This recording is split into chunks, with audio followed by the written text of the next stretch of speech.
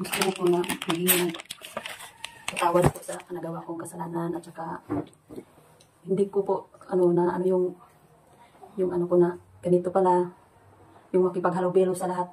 Di ba nakita niyo? Po, at saka meron din ako sa iyo padita. Dalawang araw ka na, tatlong araw ka nang alam mo na.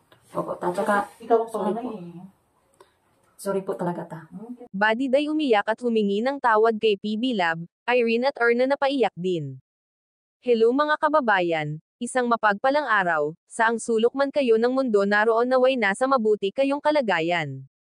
Sa upload ni PB Lab, bago siya bumalik sa US, kinausap niya ang 4 Marias ng Abra, at kasama din nila ang kanilang dalawang guardian na si Kuya Tutoy at Sir John.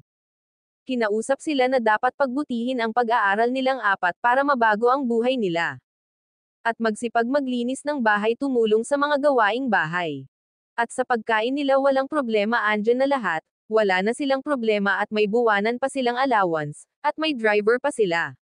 Saan ka pa niyan mapasana all na lang ako, masabi ko lang napaka-bless ng mga PB scholar ni Pugong Be a Hero. Halos mapaiyak si Badiday at nanghingi ng patawad kay PB Lab, at nangakong na hindi niya baguhin ang kanyang ugali.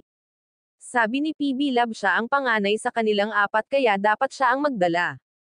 At siya na ang bahala para mapagkatiwalaan siya, at dapat baguhin ang mga dapat baguhin para hindi bibitawan ni PB Lab.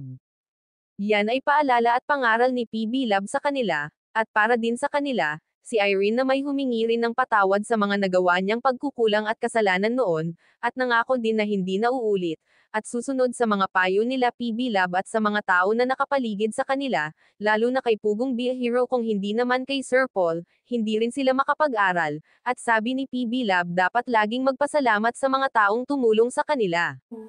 I hope you will stay that way. Kasi kawawa kayo pag binitawan kita. Opo, at saka ano po, lahat po, hindi ko po din yung, yung i-change po yung ano ko. Yan na po yung ano ko. Gagawin ko po kung nandito kayo. At saka, lagi na po yung tanong. Kaya nga sinasabi ko sa iyo, Tita, bahala ka na dyan para alam niyo saan ang pagkain niyo, di ba? Opo, kasi ikaw ang panganay, ikaw ang pagkatiwalaan ko. Opo, at sorry po talaga. Hindi ko na po gagawin yung ayaw niyo. Hindi nagawa mo dati. Yung mga ginagawa ko. Kinaisipan ko na ngayon na ayaw ko din na umalis ka dito, Tita, nang may galit ka sa akin. Well, hindi ako galit ngayon. Last time, ilang beses. Ako ngayon okay ako. Masaya ako at medyo nagbabago-bago kasi Badita, nagbago talaga. Nakita ko nag-turn around ang kanyang ugali.